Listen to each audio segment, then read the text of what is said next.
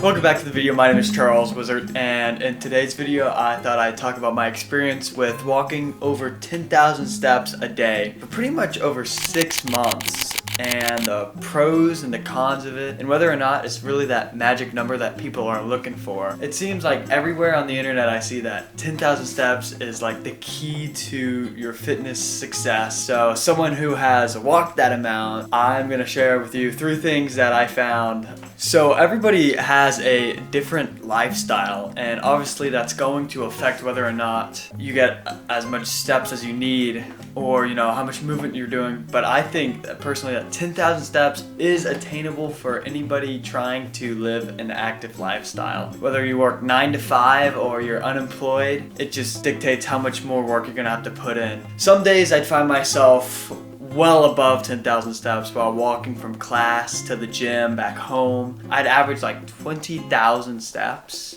But now that it's summertime and I drive everywhere, I found myself needing to go on these daily walks. Or even after work, I'd find myself walking around the block for like 30 minutes just to get that base minimum of 10,000 steps in. So it is, number 1, definitely achievable. You just have to put in the work. Number 2, your body loves it. Walking, I sound like a dummy, but it's true. If you just move more, your body is meant to move, not sit down. So I found that my cardio was way improved, and that helped me in the gym as well. I was able to push myself harder because I had that baseline foundation of cardio to help me push myself. I also found that my digestion is much better when I go on walks. So a quick internet search just shows you, digestion walks are good for insulin sensitivity. It accelerates digestion, reduces bloating, prevents acid refluxes, lowers blood pressure, and so much more. That's why now that I am back at home, I implement I walk around my block after I eat, which gets that digestion walk in and gets another 1,000 steps under my belt for the day. Number 3, it increases your NEAT. And NEAT, put simply, your non-exercise activity thermogenesis. Pretty much how many calories your body burns through non-physical activity, like steps. And so by setting that 10,000 goal, you are increasing your NEAT, which means your body is just baseline burning more calories because you're moving more. Like, you're not going on sprints or working out. You're being a more active person. And by being a more active person, you are going to burn more calories. By burning more calories, you're going to be able to lose the weight you want. So by hitting those step goals, I found that I was able to eat the same amount of food and still lose, the weight that I wanted to. Or I could eat more and just kind of maintain. But that's why it's so important to track and be mindful of actually how much you're walking and eating. So that's why I would really suggest getting maybe a cheap step counter, because you really don't know how much you're moving until you figure it out. So you may think you're an active person. I work at a coffee place and I'm on my feet all day, but I get not a lot of steps at work. So after work, I find those days are when I have to put in some extra work to get my 10,000 steps in.